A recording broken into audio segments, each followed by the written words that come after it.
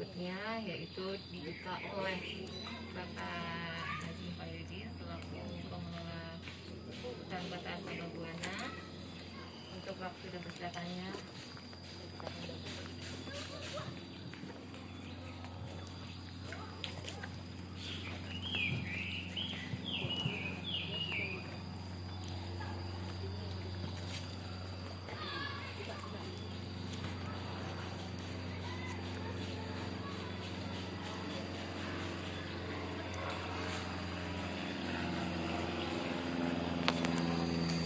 Assalamualaikum.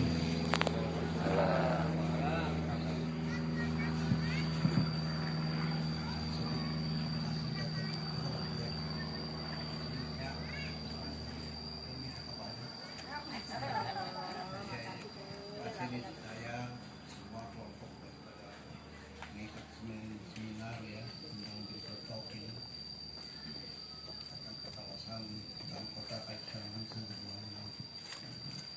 Kalau sambil judul boleh apa jadi ya?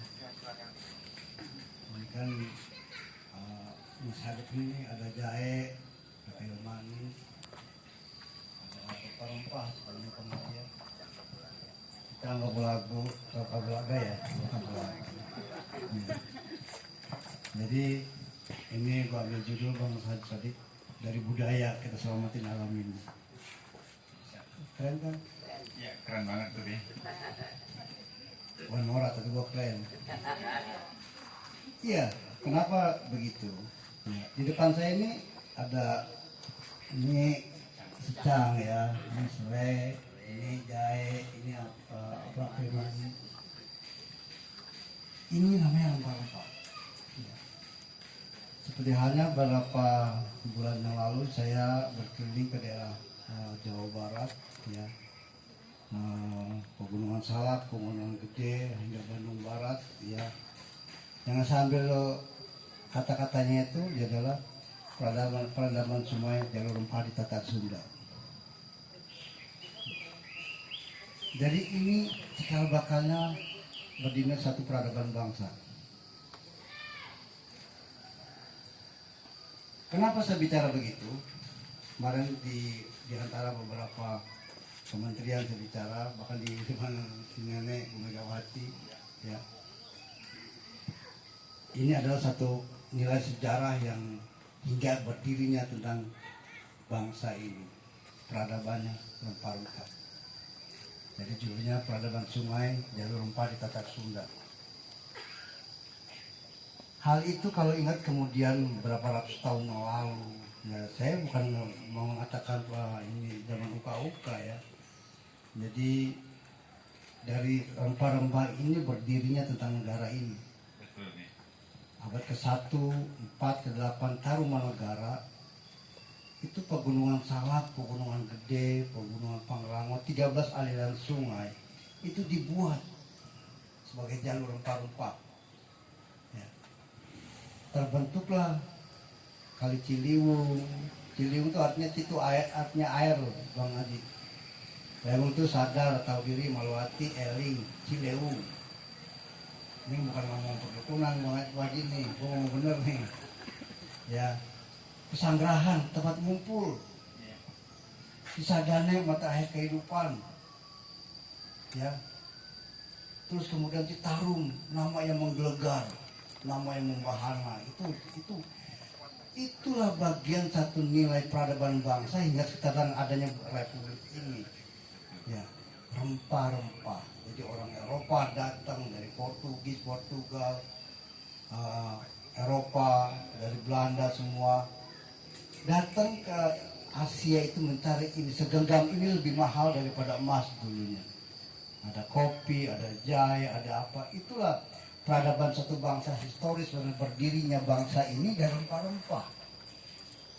Makanya saya ngambil judul dari budaya kita selamatin alam ini. Kenapa hal itu terjadi? Nah inilah leluhur kita memperingati minum dan makanan kita. Itu peradaban kuliner budaya kita. Oke.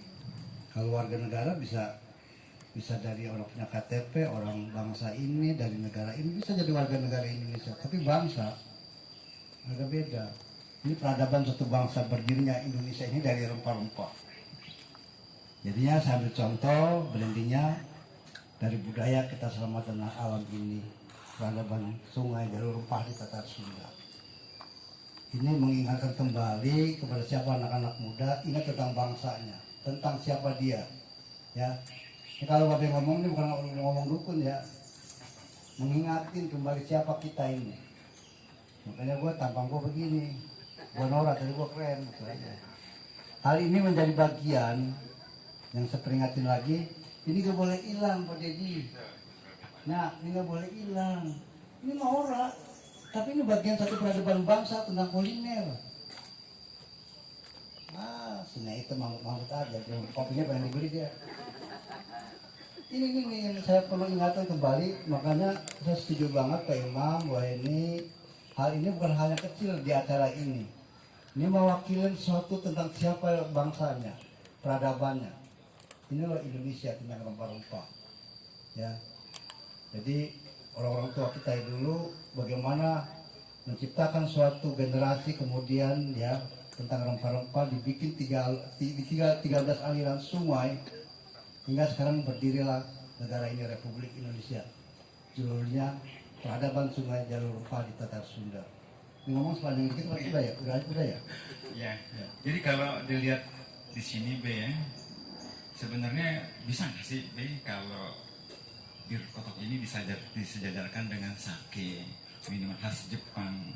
Nah, ya Ane juga pengen tahu gitu ya, bisa nggak nih kira-kira minuman bir kotok ini bisa terangkat gitu, bisa ada di swalayan, di Carrefour, di tempat-tempat yang bergengsi di hotel-hotel seperti itu, B. Sama seperti kayak sake, B. Oke, saya jawab begini ya. Kenapa sejak dari tahun 70 dandanan gua Neng, gua tetap begini. Gua ke beberapa negara, ke istana, ke Ka'bah. Gua mau tadi ke apa Bang Haji? Gua begini, gua nggak dipetokin sama malaikat, nggak kayak udang-udang. Gua mau pertahankan norak gua tapi keren gitu aja. Bagian ini buat pertahankan secara karakter tradisi tentang pakaian saya orang Jakarta. Ini bukan Jakarta, boleh dong. Satu contoh, gue pernah bicara di hari sedunia di Abu Dhabi itu, The City Tidak Tomorrow. Gue ngerti kalau diomelin pakai bahasa Inggris, tapi gue nggak mau keluar bahasa Inggris. Gue ganti The City Tidak Tomorrow. Gue ganti dengan bahasa gue, membangun kota bagaimana bocah besok. Iya kan? Hal ini yang tadi pada dibilang bukan tidak mungkin makanan ini, cuman kan bagaimana mendelegasikan, mempiarkan gaya kita sebagai kuliner peradaban ini harus kita angkat ke dunia internasional.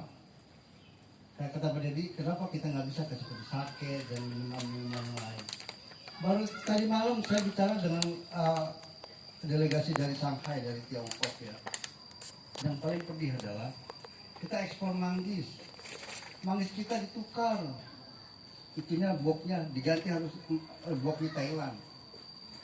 Ini kan satu kekalahan peradaban bangsa menurut saya. Kenapa tidak kumpulan-kumpulan ini terus Pak Deddy, bagian bir petok punya nilai nanti minimal internasional. Kalau bisa kan ada perdanya. Udah. Babil petok tuh wajib disajikan di hotel-hotel berbintang maupun segala macam. Hal ini seperti ya Bu Heni dan yang teman-teman yang lain ya. Ini harus diangkat anak-anak muda ya, Neng, cakep-cakep. Lo angkat di babil petok. Jadi, nah ini Kamario juga pernah kita ini ya. Jadi kopi juga ini termasuk rempah-rempah delegasi peradaban suatu bangsa, jangan main-main. Ini rempah-rempah, minuman rempah-rempah. Delegasi satu peradaban bangsa tentang Indonesia. Kita bicaranya dari sini aja dulu lah. Gitu Pak Deddy kira-kira. Sangat bisa menurut saya. Nah, kalau kita melihat dari rempah-rempah ini kan, ya inilah yang membuat bangsa Eropa itu datang kemari ingin menggunakan juga ingin merampasnya secara kasarnya seperti kayak gitu. Nah, cuma kenapa kita nggak bisa mempertahankan? Artinya kita kan di sini banyak lahan yang luas B. Contoh di Jakarta aja, misalnya kita ada hutan kota, ada 47 hutan kota yang ada di Jakarta. Nah, Bagaimana kalau seandainya setiap hutan kota yang ada di Jakarta itu ditanami pohon-pohon seperti ini gitu. Ada pohon secangnya, ada pohon kapulaga, ada pohon